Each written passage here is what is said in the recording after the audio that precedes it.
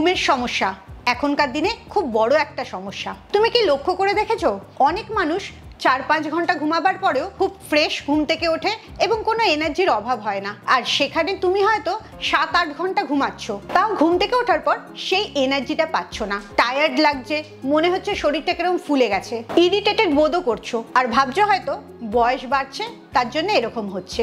সত্যিটা হচ্ছে এখনকার দিনে বিজ্ঞান জোর দিচ্ছে তোমার ঘুমটা কেমন হচ্ছে তার উপরে। কতক্ষণ ঘুমাচ্ছ সেটার গুরুত্ব দিনকে দিন কমতে শুরু করেছে। তুমি একটা জিনিস যদি ফিক্স করে নিতে পারো তাহলেই এই ঘুমের সমস্যাটা ঠিক হয়ে যাবে। তার সাথে সাথে তোমার ভুঁড়িটা খুব তাড়াতাড়ি কমবে, স্কিনটা গ্লো করবে, আর এনার্জিটাও সবসময় বেশি থাকবে। আর এই পরিবর্তনটা আনতে মাত্র 90 সেকেন্ড সময় লাগবে। তার জন্য পুরো ভিডিওটা শেষ অবধি দেখো। তার আগে আমাকে একটা কমেন্টে জানাও তো, তুমি কি নাইট আউল না আর্লি বার্ড?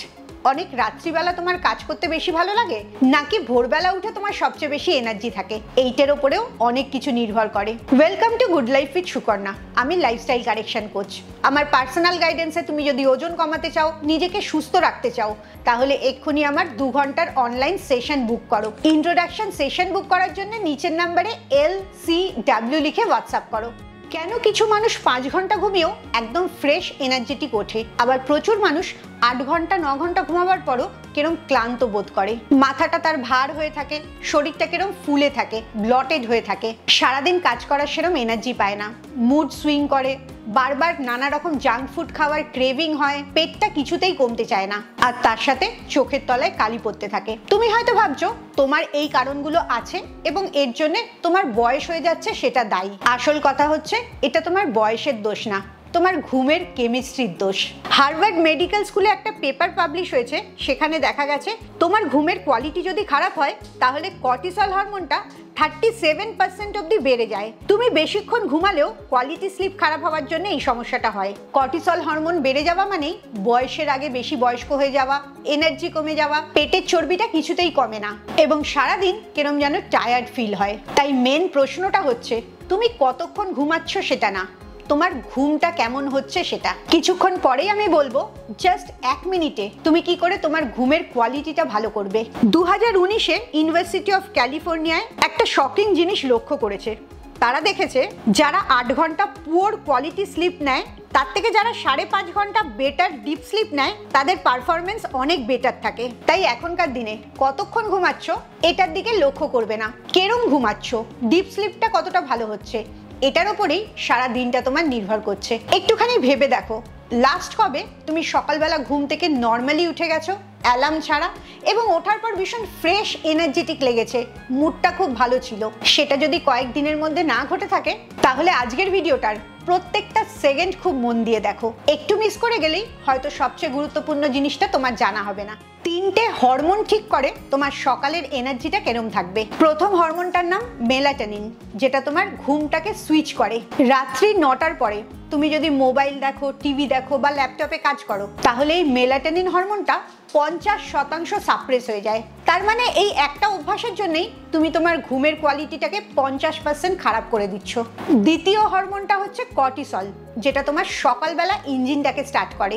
যখনই তুমি রাত্রিবেলা মেলাটোনিনটা গন্ডগোল করে দিচ্ছ তখনই তোমার সকালবেলার কর্টিসলটাও গন্ডগোল হয়ে যাচ্ছে। আর হাই কর্টিসল মানেই তোমার ভুঁড়ি বেড়ে যাওয়া, প্রচন্ড ক্রেভিং হওয়া, মুড সুইং হওয়া এবং সকালবেলা কেরম ল্যাথার্জিক লাগা। লক্ষ্য করে দেখো এগুলোর মধ্যে কোনটা কোনটা তোমার হয়। এবারে আসবো 3 নম্বর হরমোনটা, যেটাকে বলা হয় গ্রোথ হরমোন।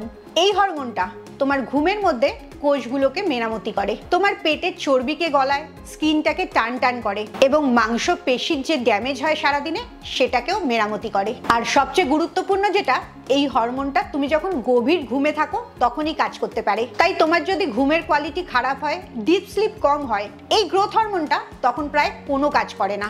এই হরমোনটা কাজ করছে না মানে তোমাকে বয়সের আগে বেশি বয়স্ক দেখতে লাগছে, প্রচন্ড বেশি পেটে চর্বি জমছে, চামড়ার মধ্যে রিঙ্কেলস চলে আসছে এবং কিরম উজ্জ্বল্য হারিয়ে যাচ্ছে, ডাল হয়ে যাচ্ছে চামড়াটা। এই 3টে হরমোনের গন্ডগোল কোথা থেকে শুরু হলো দেখতে পাচ্ছ?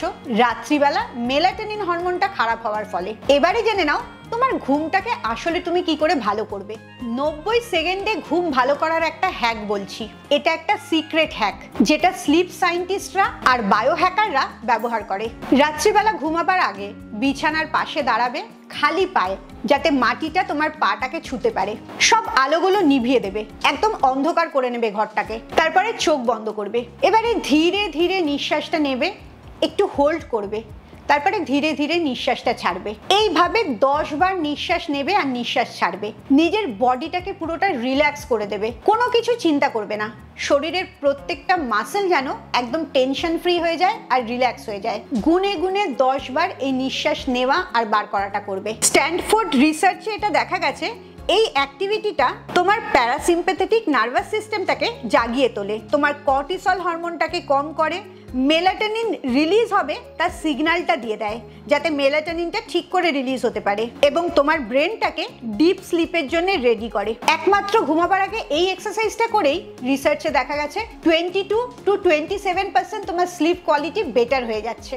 তুমি কি জানো, সূর্য ডোবার পরে তুমি খেলে তোমার ঘুমের কোয়ালিটিটা 41% খারাপ হয়ে যায়। তুমি যদি ইন্টারমিটেন্ট ফাস্টিং করো, সকাল 11টার থেকে সন্ধ্যে 7টার মধ্যে খাও, তাহলে তোমার ঘুমের জন্য এটা খুব ভালো একটা কাজ তুমি করো। সেল মেটাবলিজমের একটা স্টাডি হয়েছিল, সেখানে দেখা গেছে যারা সূর্যাস্তের পর খাবার খায় তাদের মেলাটোনিনটা 41% অবধি কমে যায়, আর যারা দিনের আলোর মধ্যে নিজেদের খাওয়াটা শেষ করে তাদের রাত্রিবেলা ফ্যাট বার্নিংটা 28% বেড়ে যায়। একটা অভ্যেস পরিবর্তন, সেটা হচ্ছে সূর্য ডোবার আগে খাওয়াটা শেষ করে ফেলা, আর এতে তোমার ঘুমের কোয়ালিটি যেরকম 41% ভালো হয়ে যাচ্ছে, সেরকমই তোমার পেটের চর্বি কমাটাও 28% বেড়ে যাচ্ছে। ভেবে দেখো তো, একটা অভ্যাস দুটো ভীষণ ভালো ফল দিচ্ছে।